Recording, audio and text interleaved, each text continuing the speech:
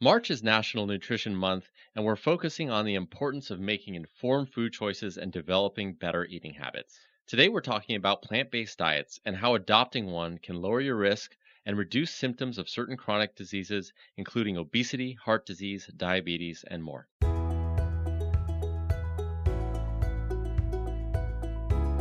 I'm Prakash Chandran, and in this episode of Ridgecrest Regional Hospital Health Matters podcast, we're going to be talking about becoming more plant based with our diets. Here to discuss is Julie Merrell, a registered dietitian nutritionist at Ridgecrest Regional Hospital. Julie, thanks so much for educating us today. You're welcome. It's a pleasure to come and meet. This is my first podcast, so this is a fun experience.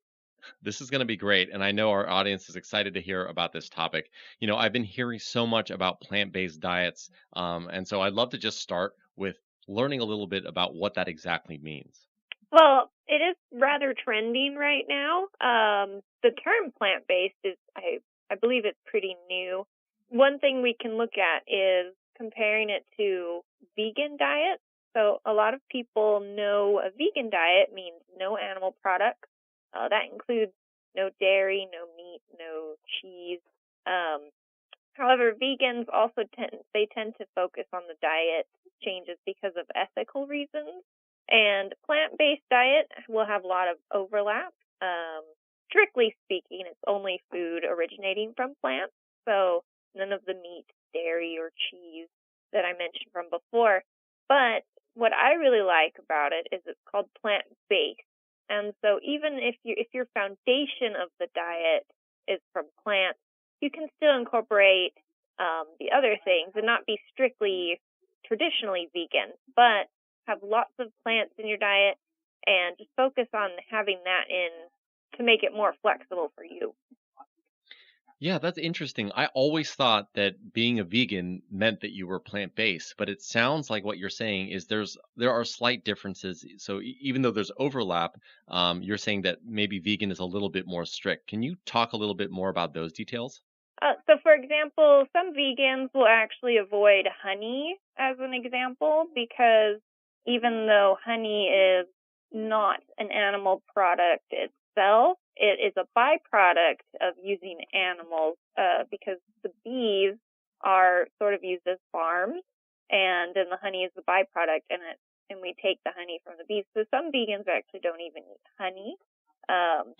So a lot of vegans will actually ethically, they just don't want to use the treatment of animals for their food.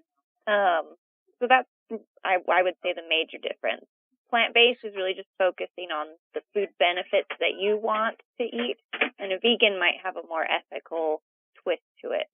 That's a good distinction to know about the ethical reasons versus the health benefit reasons of eating plant based. So let's go into that a little bit.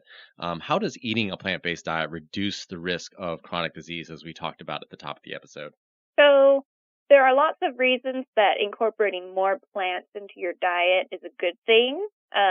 One, most things that come from plants, fruits, vegetables, whole grains, they're very nutrient dense. So the amount of energy that you get from it also comes with more vitamins, more minerals, more phytochemicals, things like color, the things that give it color, those can have an effect on our diet as well. And I'm even going to venture to say the nutrients we don't even know about that are in our food, will have benefits to us. And we can't replicate that with pills or supplements because some of these things we don't even know about. One of the other biggest things is the more plants that you have in your diet, the more fiber, obviously. And there are several diseases as well that just tend to have better results with people that focus more on plant-based foods. Weight control can be easier with plant-based diet because of lower calories, lower energy usage. Heart-healthy diets, they tend to benefit because there's going to be less saturated fat, less cholesterol. Cholesterol is only found in animal foods. So the more plant-based foods that you eat, the less dietary cholesterol you're going to be eating. Kidney disease, a lot of times kidney disease patients have to restrict the amount of protein that they eat because the protein will stress the kidneys out. But generally speaking, if it's not an animal-based protein, the body processes it a lot easier. So a vegetarian diet with kidney disease is less stressful on the body than an animal protein would be. I just recently saw a study for diabetes where if the patients they ate tofu burgers instead of hamburgers as part of their diet, and it had the same amount of protein, the same amount of calories, but because the tofu was plant-based, they actually found that the beta cells in the pancreas, which is what helps you make insulin, actually responded better with the vegetarian protein. And any sort of disease that has an inflammatory side, such as gout, rheumatoid arthritis, Crohn's disease, they all have had better rates with plant-based diets rather than animal proteins, just because the plant-based diet won't let your body become quite as inflamed. It's less stressful on the body. Yeah, there's a couple things that you mentioned there that I want to highlight. One is that cholesterol fact. I really had no idea that cholesterol only existed in meat products. So if you're eating plant-based, you basically avoid that altogether. So that's pretty nuts and something new that I just learned today. The second thing that you I will talked say about, it's not just meat products, though. It's animal products. So milk, butter, those will have some cholesterol as well. So if you have to be really strict with your heart disease diet and you are limiting dietary cholesterol, plant-based really helps you do that naturally. yeah, it really sounds like that. And one of the questions I was going to ask you, but I think you kind of answered it, was do you need to adopt a strictly vegetarian or vegan diet to reap these benefits? And I think one of the things that you said is there are things that we don't even know about that are going to potentially give you those benefits that you're discussing. And we're going to discover it later, right? Isn't that correct? Yeah, so there are some things that we just don't know. I mean, we don't know everything in science, and we don't know everything about what makes an apple an apple. So if we were to try to make a supplement that was an apple, we wouldn't be able to replicate it perfectly. Yeah, of course. Yeah, we definitely would. We haven't gotten to that level of technology yet. So let's talk a little bit about an example of what a plant-based meal looks like.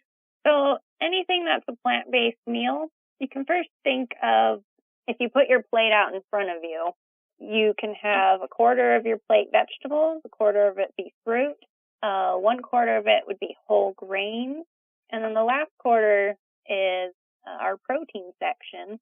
And so when you compare most people's normal diets to a plant-based diet, the only change you have to make is just looking at the protein that you're eating.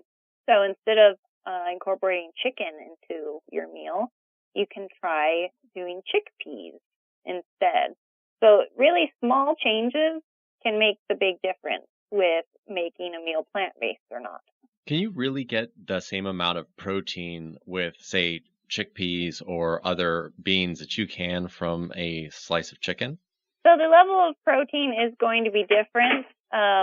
If you think about it practically speaking, if you have one chicken breast on the table, it is going to have some amount of fat, but it's also going to have mostly protein because it's a muscle from the chicken.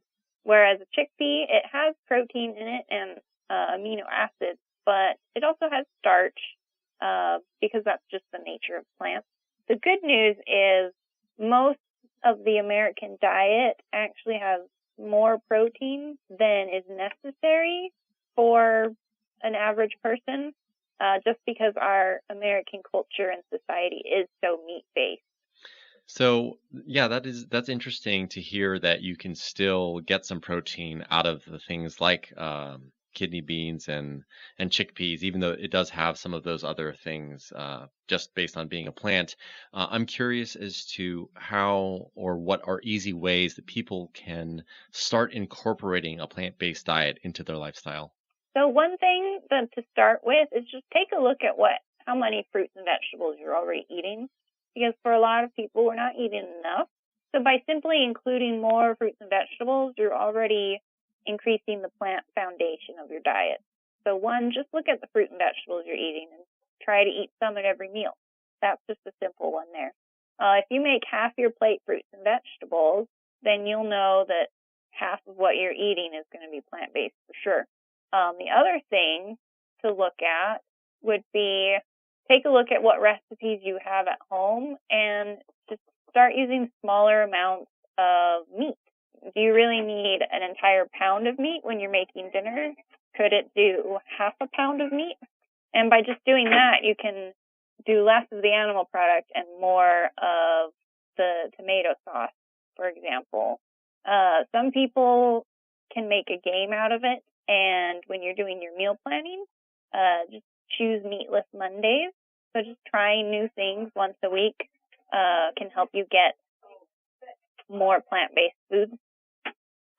Yeah, I really like that meatless Mondays, and I've heard there's like a couple initiatives going on, including I know James Cameron's wife is also doing that whole one meal a day, or what I think it's a one meal a week initiative, to where you're eating completely plant based. And some of the things that you've highlighted in today's episode is just the amount of health benefits that you can get from eating plant based. So I want to thank you so much, Julie, for educating us today on the importance of plant based diets. Is there anything else that you wanted to leave our audience with? I just say it is possible. Just making small changes, and it is completely affordable as well. Most of the people will say, "Oh, I can only eat beans and rice for lunch." Well, beans and rice is actually a perfect example of a plant-based meal, and they're very affordable. It's just take it as a fun experiment to try something new, try something with plants. Yeah, try something new, try something with plants, and just see how it goes. And I think what you had mentioned, that meatless Mondays, just maybe trying it one day a week and seeing how much different you feel, I think can be a good wedge or a segue into trying to make your diet overall more plant-based, because the studies have shown that the health benefits are truly vast. So, Julie, thank you so much again. And for more information, please visit rrh.org. My guest today has been Julie Merrell, RDN. I'm Prakash Chandran. Thank you so much for listening.